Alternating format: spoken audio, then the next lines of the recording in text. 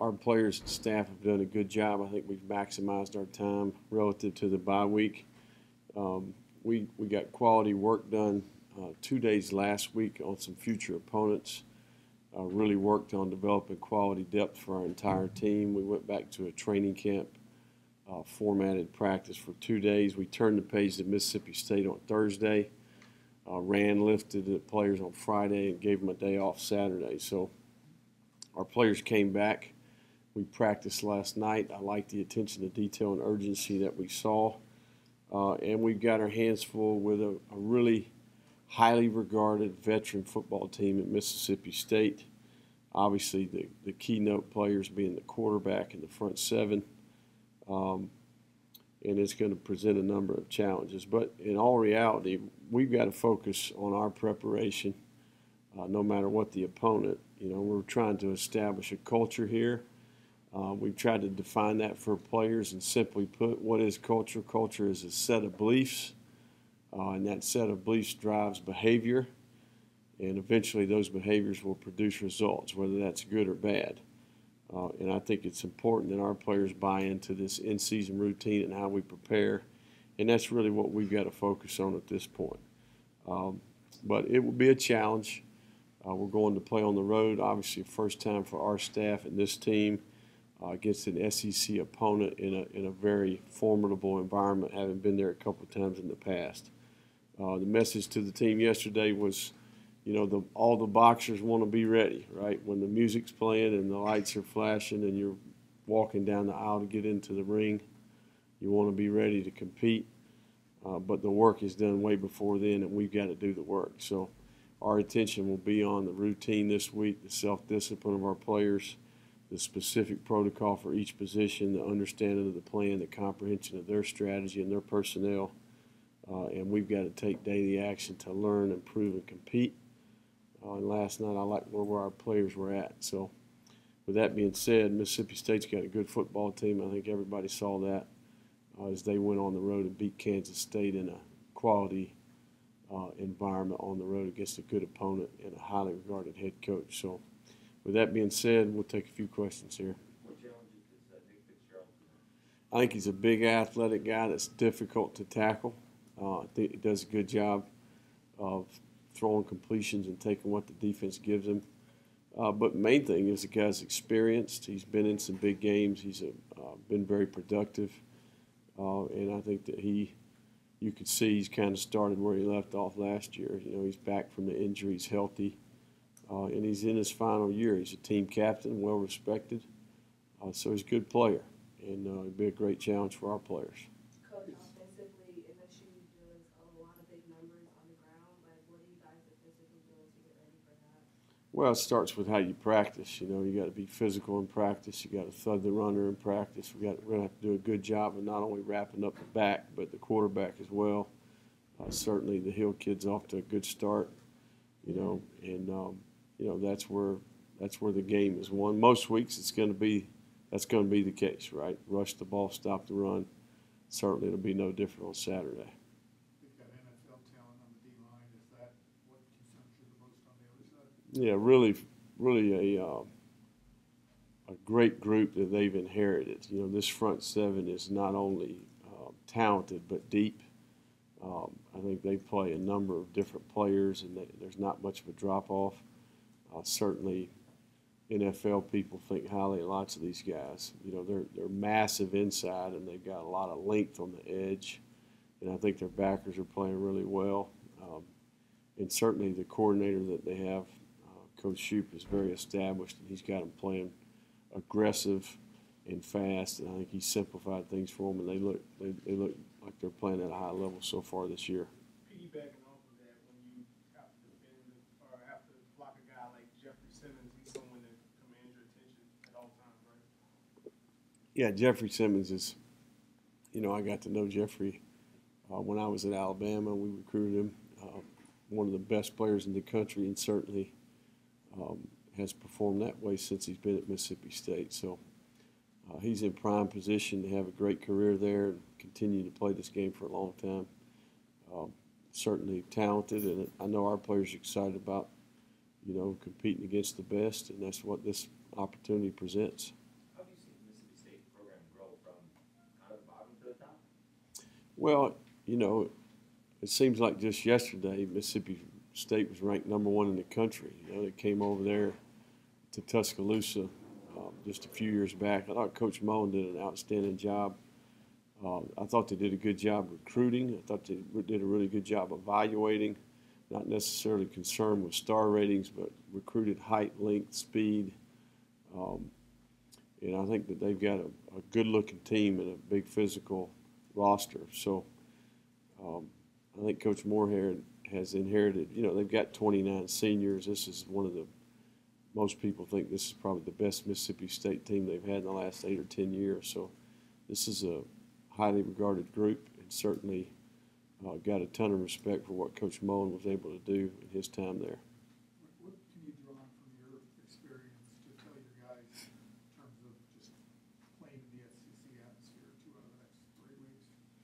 Yeah, I mean, it's going to come down to the who plays the best that day. It's going all the concrete numbers that basically people would say winning football is about. That's what it's going to be about. It's going to be about turnover margin, explosive plays, rushing the ball, stopping the run, scoring touchdowns in the red area, playing disciplined football relative to the penalties, eliminate mental errors, and playing with great effort. And you know, who you play and where you play is not really as much of a factor as everybody wants you to think it is. So we got to control our preparation. We got to show up, compete, play to our standard, and we'll see what the score is when the game's over. Having said that, how do you prevent the guys from getting, maybe spooked out, getting caught up in the flashes of light? Well, the good thing about this team that we have is they played on the road against 2 SEC opponents last year, and they had experienced some success. The first half of Texas A&M last year, they went into the locker room. I think they were ahead. So I think that's one of the positives about the situation is we have a group of players that experienced that.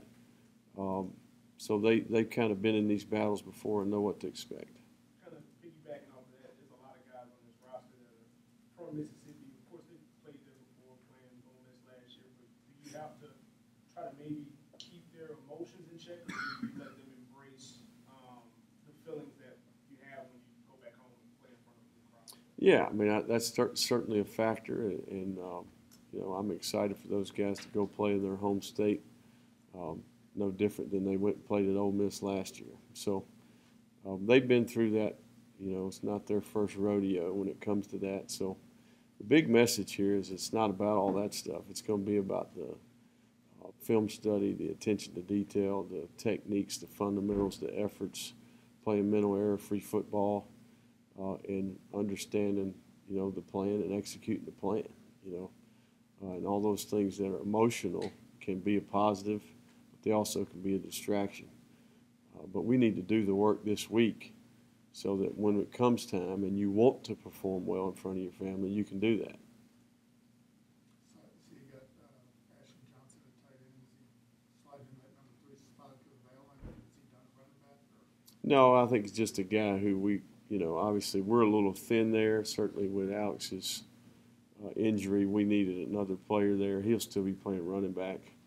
I think maybe he just got listed there as a result of, you know, practice. But he's a guy who can play H-back as well as running back and has all throughout training camp and spring practice. Did anybody claim any jobs or make any movement on the depth chart in the off week? No, nothing significant. You know, you'll basically see the same group of players that you saw in the past. McCaskill's still day-to-day. Sammy Ochoa is making progress, but still not quite ready to say that he'll be ready to play. But for the most part, Alex is the only significant injury that we've had. Is the coin still kind of in that rehab process in terms of getting to 100%? He is. Yeah, his knee's not quite. He's not quite himself. And hopefully throughout this season he can continue to make progress. Otherwise, you came out last week clean. Yes. Very productive week, physical week, but injury-free. League went 6-3 this past week when y'all were open. Does that surprise you, the league, especially went 3-0 against Conference USA, and after the commissioner talked about Yeah, I think, and as the season goes, I think hopefully we'll continue to see that trend. I think this is a league that has some formidable teams. You know, I think especially when you look at the bowl record last year, this league is in prime position to really make some noise at the Group of 5 football level. I really believe that. I love the structure with the East and West Division. I think it provides some stability for our league. It's very much a SEC East-West model. You know, the footprint of the league, the recruiting footprint, the crossover games. And I think that, you know, in Group of 5 football, you know, we can obviously, after week 1, I think maybe there was a few hiccups here or there, but it was good to see the league bounce back and perform well this week. A lot of talk about tempo last week. As you kind of upgrade the level of opponent, do you want to go at an even faster pace, or is it just the opposite, or is it just kind of do what you have been? Well, I think we vary the tempo. You know, that's going to be the key, you know, is that we mix and match the tempo based off how the team is playing, not necessarily the offense. But as long as the defense is performing and we feel like they're where they're at relative to fatigue and play count and how did the last possession go, all those things are a factor in terms of how we call the game on offense. So we need to control the tempo on offense, and we need to manage the tempo based off how the defense is doing.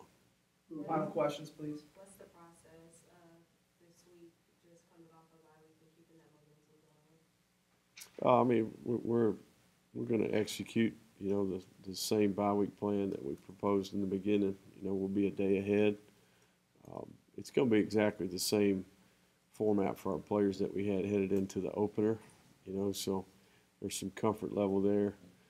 You know, daily we got to give them very specific protocol and objectives, and each position group has got to do what their coach asks them to do, and got to be engaged in the meetings, engaged at practice and the walkthroughs, and make the most of our opportunity because we all got the same amount of time. What we do with that time is totally our choice. How much of an assessment as a team are you guys when it comes to this game? Say it one more time. So, like, with this game, like, what is the assessment of where you guys are at as a team?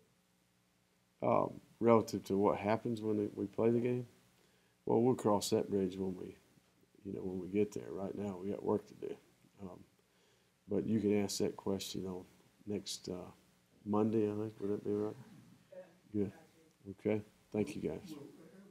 Will you do any more designating in terms of sideline responsibility with other people after kind of experiencing everything else that's involved beyond play calling for you? Not necessarily. I mean, I think we'll just be better at it, you know, to be honest with you. I mean, be a certain comfort level in terms of what that looks like. You know, I think we've got a very competent staff. I mean, we got a lot of professional guys that have tons of experience. We had a good plan. We just, you know, you got to execute a little bit better. And like anything, you know, there's a few wrinkles on the shirt. You just got to iron out the wrinkles, and I think it'll be that way the rest of the way. You know, there'll always be something that we can improve at. Very rarely do you go to the park and things just go perfectly. So the key is having some poise and working your way through that, play through it, stay focused on what's relevant at the time, try to make good decisions and put the team in position to win.